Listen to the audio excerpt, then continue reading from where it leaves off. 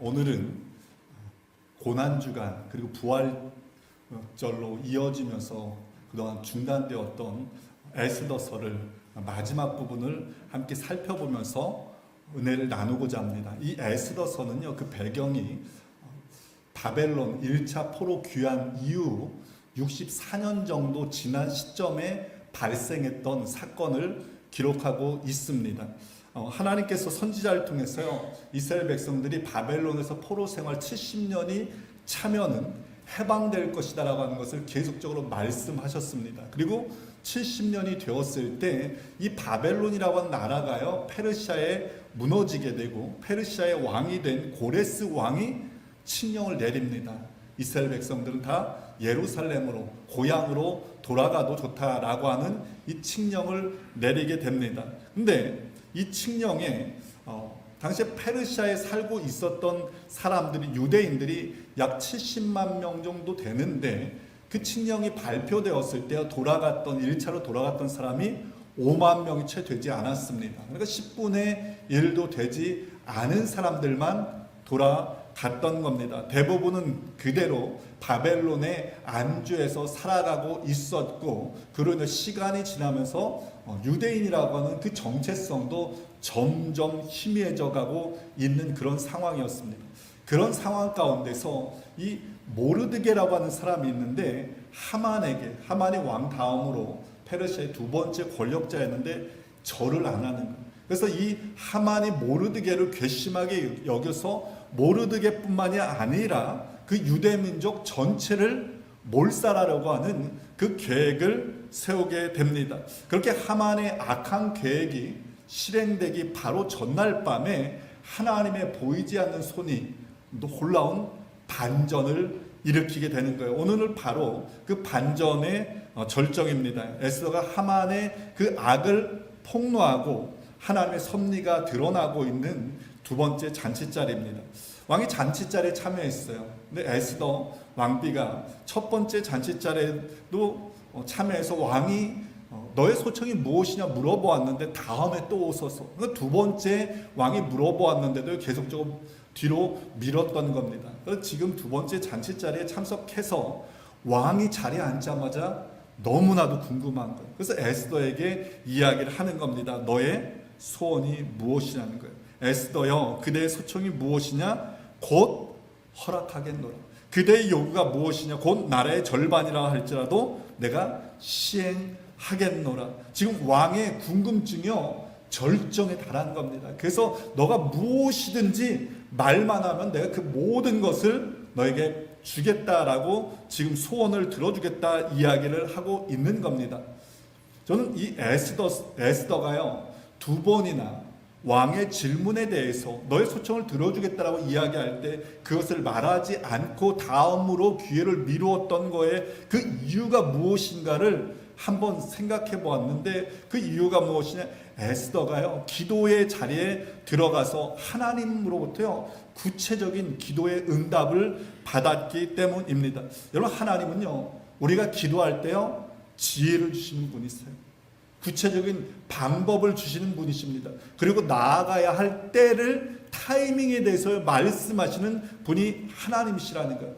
다윗이 이스라엘의 왕이 되었어요. 블레셋이 군대를 몰고서 이스라엘을 쳐들어옵니다. 그때 다윗이요, 하나님 앞에 기도합니다. 하나님, 내가 저들과 나가서 싸웁니까? 하나님께서 나가라. 내가 너와 함께 하겠다. 그래서 다윗이 나가서 싸워서 대승을 합니다. 근데 조금 있다가 이 블레셋이요, 또다시 이스라엘을 쳐들어옵니다. 다윗이 또다시 하나님 앞에 기도합니다. 그랬더니 하나님께서요, 말씀하시는데 구체적인 방법을 말씀하세요. 전술을 말씀하세요. 이번에는 나가서 싸우는 게 아니라 뒤로 돌아가서 싸우라고 말씀을 하세요. 그리고 그 전쟁에서요, 이스라엘이 또다시 승리하게 됩니다. 여러분, 이처럼 하나님은 우리에게 기도할 때요, 지혜를 주시는 분이세요. 방법을 주세요. 나아가서 싸워야 할 때가 어느 때인지 타이밍도 말씀해 주시는 분이십니다. 에스더가 그랬다는 거예요. 에스더가 기도할 때 하나님께서요, 지혜를 주셨고요, 방법을 주셨고요. 왕에게 말해야 할 타이밍이 언제인가 하나님께서 말씀해 주셨다 이 말입니다. 그리고 하나님의 타이밍에 비로소 에스더가 왕 앞에 나아가서 입을 열고서 이야기를 했던 겁니다. 왕후 에스더가 대답하여 이르되 왕이여 내가 만일 왕의 목전에서 은혜를 입었으며 왕이 좋게 여기시면 내 소청대로 내 생명을 내게 주시고 내 요구대로 내 민족을 내게 주소서. 한마디로 나와 내 민족을 살려주세요라고 요청하고 있는 겁니다. 그러면서 에스더 계속 이야기를 하는 거예요.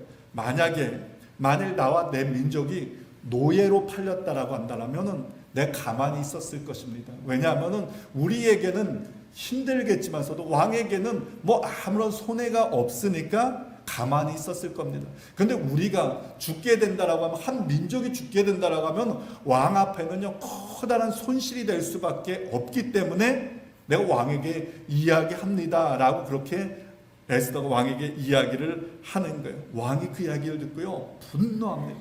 도대체 누가 이 악한 일을 꾸몄느냐라고 이야기를 하자 에스더가 하만을 가리키며 이 악한 일을 꾸민 자는 바로 하만입니다 라고 하면서 죄악을 지적합니다. 여러분 이 장면을 한번 생각을 해보세요. 누가 이 악한 일을 꾸몄느냐라고 하면서 분노하는 왕의 모습, 이 악한 자는 하만입니다 라고 하면서 하만을 지적하는 모습, 두려움에 떨고 있는 이 하만의 모습, 여러분 머릿속에 상상이 되시나요? 이 그림이 아주 잘 나타나 있는 것 같습니다. 왕이 분노하고요, 에스더가 하만을 가리키고요, 이 두려움에 떨고 있는 모습입니다. 저는 오늘 이 장면을 중심으로 오늘 말씀을 한번 전개해 나가고자 합니다. 왕은 생각하지도 못했던 이야기를 들었어요. 그래서 깜짝 놀라 어떻게 해야 될까? 밖으로 나갑니다. 어떻게 이 일을 처리할까 생각하기 위함이었습니다. 그 순간 하만이요 에스더 왕비에게 가는 거예요. 에스더 왕비가 걸상에 있었는데 에스더 왕비에게 나갑니다. 자기 목숨을 좀 살려주십시오. 자기 생명을 구하기 위해서 나아갔던 겁니다. 근데 당시에요 페르시아의 이 걸상이라고 하는 것이 몸을 어느 정도 뒤로 젖길 수 있는, 그래서 좀 누운 자세를 취할 수 있게 만들어진 게 페르시아의 걸상이었습니다. 그러니까 지금 이 에스더는요 그 걸상에 앉아서 어느 정도 몸이 뒤로 젖혀져 있는 상황이었습니다. 근데 하만이요 이런 자세를 취하고 있는 에스더의 걸상 위에 엎드렸다라고 성경은 이야기를 하고 있습니다. 근데 엎드렸다라고 하는 이 표현은요 완전한 패배를 의미하는 거예요. 한 민족을 말살하기 위해서, 모르드게를 몰살하기 위해서 악한 꾀를 세웠는데 그 모든 것들이 완전히 패했다라고 하는 것. 그래서 내가 잘못했습니다. 제발 나를 살려주십시오 라고 지금 이렇게 요청하고 있는 겁니다. 그런데 그 순간에 왕이 밖에 나갔다가 들어온 거예요. 그 모습을 보고는 더 분노해가 이놈이 이 왕궁에서 내가 보는 앞에서 왕후를 겁탈하려고 한다라고요 분노합니다. 여러분 물론 그 상황에서요 하만이 왕비를 겁탈하려고 했던 것은 절대로 아닙니다. 근데 분노가 하늘 끝까지 차고 오른 그 왕의 눈에요 이 하만의 하는 모든 행동들이요 악하게 보였던 것입니다. 그로 인해서 왕이요 하만을 죽이기로 결심하고 그렇게 이야기를 했던 거예요. 근데 왕의 말이 끝나자마자 왕의 곁에서 왕을 보호하고 있는 그 병사들이요 하만에게 천을 씌웁니다. 당시에 이 페르시아의 관습에서요 천을 얼굴에 씌운다라고 하는 것은 사형에 처하는 죄수들, 그러니까 더 이상 이 밝은 세상을 볼 필요가 없는 죄인이다라고 하는 그런 의미입니다. 하만은요 변명할 시간 없이 그대로 끌려가서 자기가 모르드게를 죽이기 위해서 세워놓았던 그 장대에 달려서 죽게 됩니다. 여러분 한번 생각해요. 하만은 당시 세계 최고의 강대국이었던 페르시아의 2인자였어요. 왕의 총애를 지금 지극히 받고 있는 사람입니다. 게다가 에스더 왕비가요 왕과 자기만 잔치자리에 초대했으니 얼마나 자부심이 넘쳤겠습니까? 그리고 그날 아침에도 그 왕궁의 잔치자리에 가면서 얼마나 뿌듯해하면서 갔겠습니까? 그런데 하만은 그날 집을 떠나서 다시 집으로 돌아오지 못했다라고 하는 사실입니다. 왜요? 그의 죄악이 다 드러나서 죽임당할 수밖에 없었다.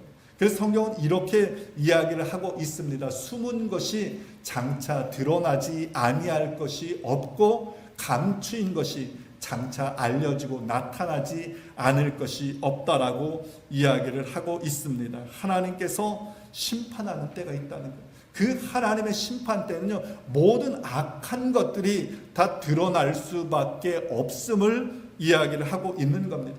너무나도 허망하게 하루아침에 그렇게 높이 올라갔다가 무너진 그 하만을 보면서요, 말씀 준비하다 시편 73편의 말씀이 떠올랐습니다.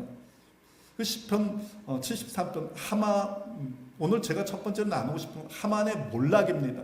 악은 반드시 무너진다는 거예요. 시편 73편을 보면은 그 내용이요, 악한 이의 형통에 대해서 그것을 지켜본 저자가 절규하는 것으로부터 시작되고 있습니다. 그 악한 이가 잘 되는 것을 보고요, 이 저자가 나는 거의 넘어질 뻔했다는 거예요. 나의 걸음이 미끄러질 뻔했다는 겁니다. 왜요? 내가 악인의 형통함을 보았기 때문이다라고 이야기를 하고 있습니다. 시인은 시험에 들었다는 거예요. 그로 인해서 실족해서 넘어질 수밖에 지게 되었다. 아니, 어떻게 저런 악한 자가 잘 될 수 있을까? 아니, 하나님이 도대체 뭐 하시기에 저 악한 자를 그대로 내버려 둘까? 시험에 빠졌다는 겁니다. 근데 악한 이가요, 너무 잘 되는 거예요. 그랬더니 어떤 마음이 듭니까? 질투심이 생기더라고요. 부러움이 생기더라고요. 나도 좀 저렇게 좀 잘 됐으면 좋겠다 하는 그 마음까지 들었다는 거예요. 근데 시편 73편이요, 이렇게 마무리되고 있습니다.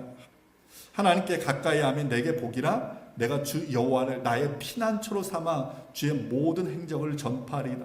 신앙의 방랑 끝에요, 이 시편 저자가 깨닫고 고백하는 것이 있었습니다. 뭐요? 하나님께 가까이함이 복이다라고 하는 것을 깨달았던 겁니다. 시인이 이렇게 고백하고 있는 이유가 그 다음 절에 이렇게 나와 있습니다. 주께서 참으로 그들을 미끄러운 곳에 두시며, 그 악한 자들이요, 결국에는 미끄러워져서 파멸의 자리에 이를 수밖에 없다는 것. 그들이 어찌하여 그리 갑자기 황폐하였는가 놀랄 정도로 그들은 전멸하였나이다. 그러니까 이 악한 자들이 갑자기 무너지는 것을 시인이 바라보았던 겁니다. 악한 자들이 형통하는 것 같은데 그 결국이 파멸이고 영원한 그 지옥불의 파멸로 멸망당하게 되는 것을 보았던 겁니다. 이런 사실을 깨달았기에 시인은 지금 당장 형통한 것이 아니라 하나님과 가까이 하는 인생이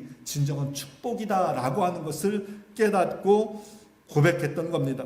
우리 이렇게 한번 우리 고백해 볼까요? 하나님께 가까이 함이 복입니다.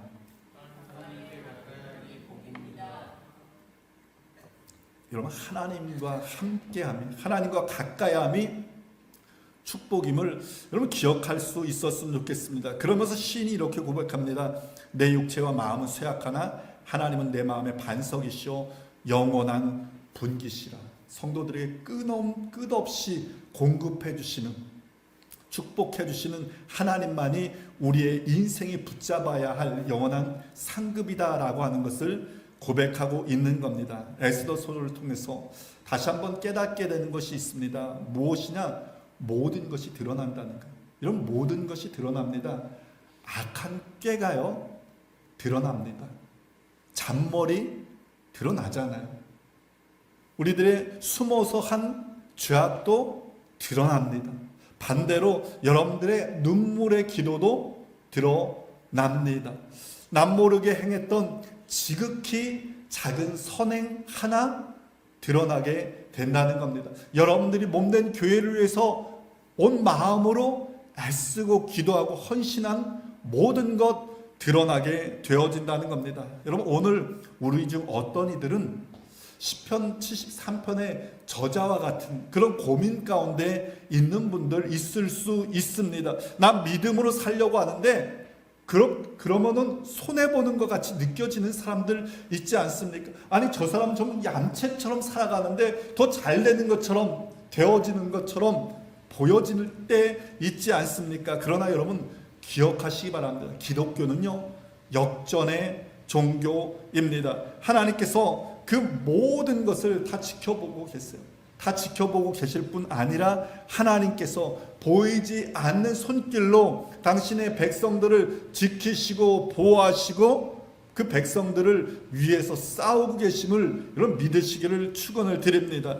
우리 감리교 성도들이요, 다 같이 고백하는 이 감리교 교리적 선언이 있습니다. 8개로 구성되어져 있는데 마지막 8번째 내용이 이렇습니다. 우리는 의의 최후 승리와 영생을 믿습니다. 하나님을 의지하는 의로운 하나님의 백성들이 최후 승리를 얻게 된다라고 하는 것, 여러분 이게 우리의 믿음이고 우리의 확신이고 우리의 고백입니다. 하나님 지금도 보이지 않는 손길로 그의 백성들을 위해서 싸우고 계십니다. 악한 세력들과 하나님께서 싸우시고 그 백성들을 보호해 주십니다. 그로 인해서 마지막 날에는 하나님께서 악한 세력들은 영원한 불못에 던지시고 그 백성들은 당신의 나라로 인도해 주실 것입니다. 그러므로 여러분 우리 이 믿음 가지고 더욱 믿음으로 선한 일에 힘쓸 수 있기 바랍니다. 진실된 마음으로 서로를 향해서 대할 수 있기 바랍니다. 겸손히 주님을 높이는 삶을 살아갈 수 있기를 부탁을 드립니다. 그로 인해서 하나님이 높이시는 인생 살아가는 저와 여러분들 되어지기를 간절히 축원을 드립니다. 두 번째로 살펴보고 싶은 건요, 왕후 에스더에 대해서 살펴보고 싶습니다. 이 악한 원수는 하만입니다 라고 하는, 지적하는 그 에스더의 여러분 그 모습, 그 표정이 과연 어떠했을까 말씀을 준비하면서 한번 생각해 보았습니다. 이 에스더서에는요, 에스더의 성품에 대해서는 그리 잘 나타나 있지는 않습니다. 그렇지만서도 이 에스더가 모르드게 밑에서 잘 양육받았다라고 하는 사실, 그리고 왕비가 되기 위해서 궁에 들어갔을 때 그 궁녀들을 다스리는 헤게의 수하에 있어서 잘 순종하고 그 헤게가 좋아했다라고 하는 그 사실을 비추어 보아서 에스더의 성품은요, 겸손한 것 같습니다. 겸손한 사람들을 사람이 좋아하잖아요. 순종했던 것 같습니다. 근데 또 한편으로 이 에스더는요, 모르드게가 민족의 문제 앞에서 왕 앞에 나아가서 이야기하라고 할 때 주저하고 뒷걸음질 칩니다. 그런 모습들 속에서 좀 연약한 모습도 볼 수 있고, 아직은 다른 사람들을 이렇게 컨선하는, 다른 사람들 관심 갖고 돌보는 그런 모습들은 보이지 않습니다. 유대인의 정체성이 좀 없어 보이는 그런 모습입니다. 그런데 오늘 본문에서 하만의 죄악을 지적하는 그 모습을 보면요, 평상시 그 에스더의 온화했던 모습, 사랑을 받는 여인의 모습은 전혀 보이지 않는 것 같습니다. 악에 대해서 분노하고 그 악을 드러내고 있는 그것을 보면서 당당함을 볼 수가 있고요, 비장함을 볼 수가 있습니다. 특히 자신의 목숨과 민족의 목숨을 구원해 주옵소서라고 왕에게 요청하는 모습 속에서 저는 어머니의 모습을 보게 됩니다. 오늘 본문에는 보니까요, 왕후 에스더라고 하는 이 호칭이요, 7번이나 계속적으로 반복되고 있습니다. 에스더의 저자가 에스더 왕후라고 7번을 계속적으로 반복하고 있는 그 이유는 에스더가 페르시아의 왕비다라고 하는 사실을 단순히 밝히기 위함은 아닙니다. 이것은 그녀가 자신의 정체성을 회복했다라고 하는 사실을 의미하고 있는 겁니다. 그녀는 단순히 왕후의 그 왕권을 누리기보다는 민족의 아픔에 동참하고 있는 진정한 왕후가 되었다라고 하는 사실을 이야기를 하고 있는 겁니다. 에스는 처음에 궁에 들어갔을 때요, 자신이 유대인이라고 하는 사실을 숨겼습니다. 민족의 몰살 위기 앞에서 왕 앞에 나아가야 할 그때 한마디로 에스더는요, 난 못합니다. 노라고 답변을 했습니다. 왜냐하면 비록 내가 왕비가 되었지만서도 이 왕권 다툼이 치열하게 벌어지는 왕궁 속에서 나 혼자 살아가기도 힘듭니다. 내 몸 버티기도 힘듭니다. 라고 하는 마음이었던 것. 이게 바로 에스더의 본 모습이었습니다. 그런 그녀가 금식 후에 어떻게 됩니까? 죽으면 죽으리라고 하는 마음으로 왕 앞으로 나아갑니다. 하만의 악행을 드러내면서 왕이시여 나의 목숨과 민족의 목숨을 살려 주옵소서 간청합니다.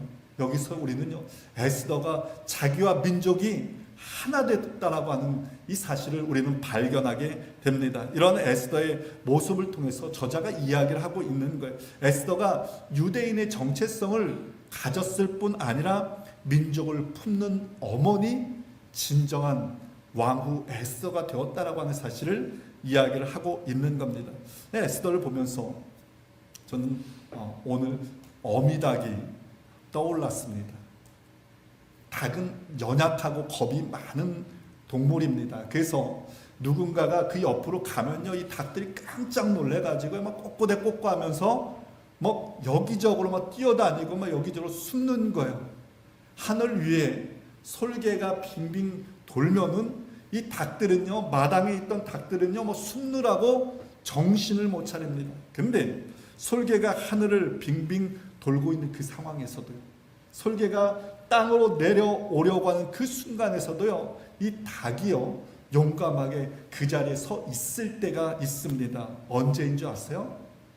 새끼 닭을 보호해야 할 때입니다. 새끼 닭을 보호해야 할 때면요, 어미 닭은요, 날개를 활짝 펼쳐가지고 그 날개로, 그 날개 아래에 그 새끼 닭을요 다 품고 보호하는 겁니다. 설령 솔개가 하늘에서 땅에 내려온다 하더라도요, 그 어미 닭은 그 자리에서요 꿈쩍도 안 하는 그 새끼들을 보호하기 위함입니다.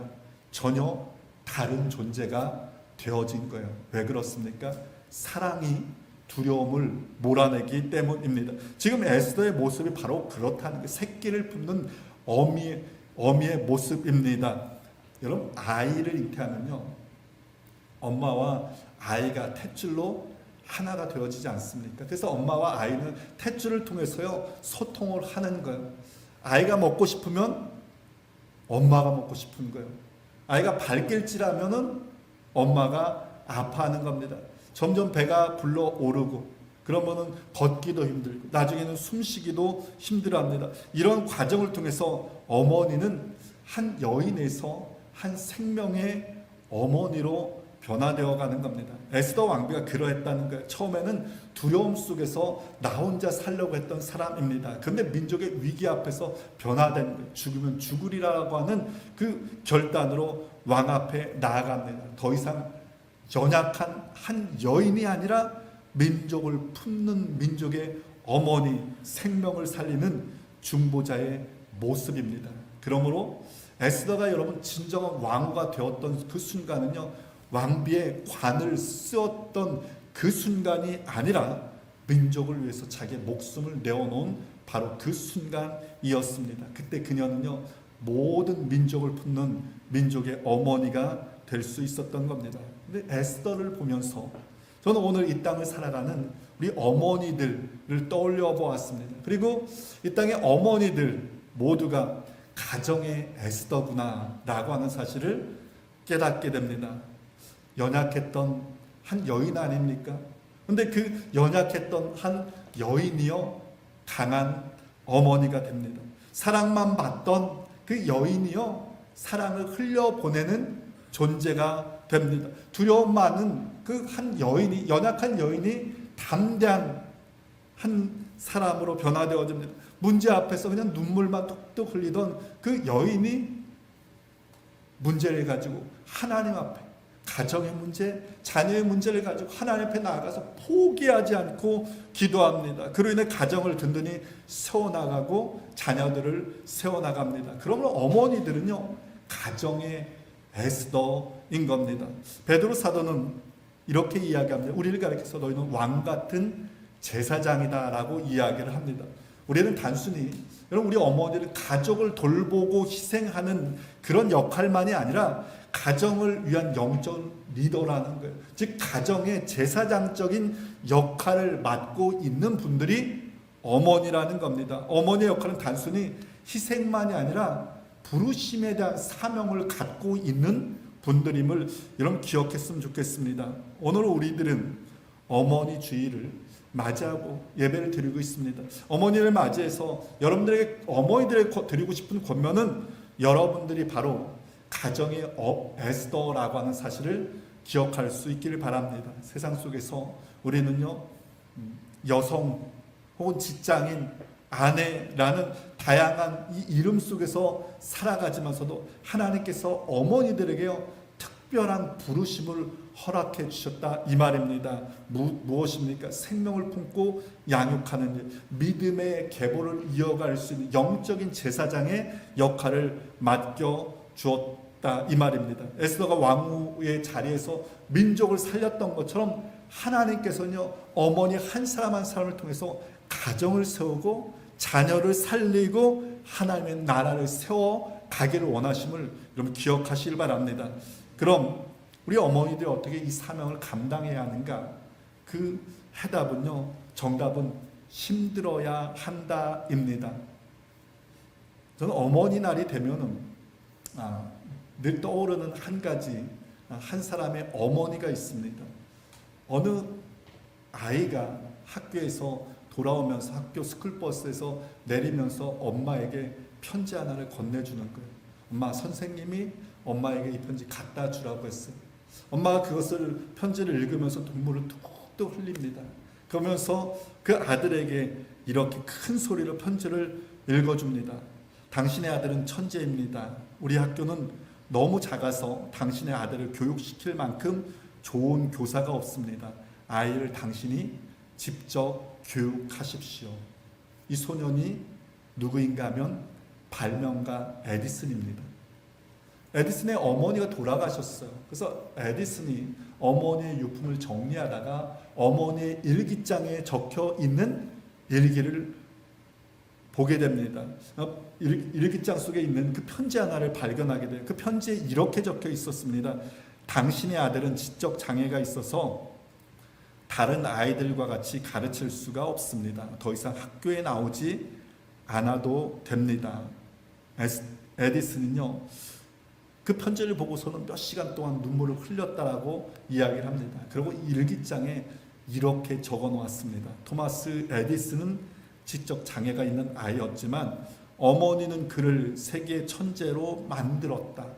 그런 발명한 에디슨을 그렇게 훌륭한 인물로 만들었던 것은 학교가 아니었습니다. 어떤 좋은 학교 프로그램도 아니었습니다. 훌륭한 선생님도 아니었습니다. 바로 그의 어머니였습니다. 여러분, 지적 능력이 떨어지는 아이를 양육하기 위해서 그 어머니가 얼마나 힘들었겠습니까? 얼마나 참고 인내했겠습니까?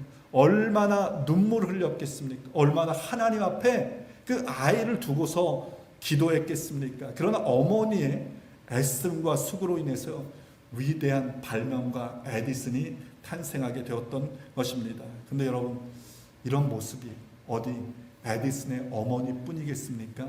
바로 이 자리에 계신 여러분들 모두의 모습이며 역할 아니겠습니까? 세상은 우리더러요 나 자신의 정체성을 찾으라고 이야기를 합니다.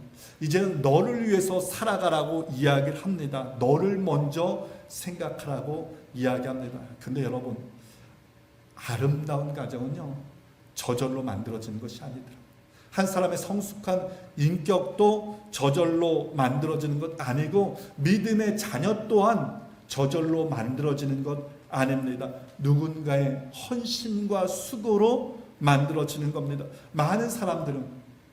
오늘날 많은 사람들은 자신을 지금까지 키워주고 이 자리까지 인도해 주시고 이렇게 만들어진 그 어머니의 사랑에 감격합니다. 그런데 오늘날 수많은 어머니들이 내가 그 자리에 서고 싶어 하지는 않습니다. 그러나 아무리 생각해도 여러분, 한 사람이 떳떳한 인생, 세상과 하나님 앞에 떳떳하게 설 수 있기까지는 어머니의 희생 없이는 불가능하다라고 하는 사실을 깨닫게 됩니다. 오늘 어머니의 날을 맞이한 모든 어머니들에게 권면을 드립니다. 어머니로 살아가는 일은 출산하는 것과 같이 힘든 또 다른, 그것보다 더 어쩌면 더 힘든 과정일 수 있습니다. 그러나 그 힘듦을 통해서 여러분의 가정이 세워지고 자녀가 세워지게 되는 겁니다. 바라기는 여러분 세상적인 수고와 더불어서 우리의 자녀들을 정말 예배하는 자녀로 양육하기 위해서 여러분 기도하는 에스더와 같은 어머니가 될 수 있기를 부탁을 드립니다. 힘써서 아름다운 신앙의 유산을 남겨주는 그런 어머니가 될 수 있기 바랍니다. 더불어서 이 사명은 어머니들뿐 아니라 이 자리에 계신 우리 모두에게 주신 하나님의 부름이며 사명임을 기억하시길 바랍니다. 바라기는 이 사명 붙잡고 우리에게 맡겨진 그 사명의 자리에서 생명을 살리는 일에 더욱 힘써 그러나 하나님의 나라를 세워가는 저와 여러분들 되어질 수 있기를 주님의 이름을 간절히 축원을 드립니다.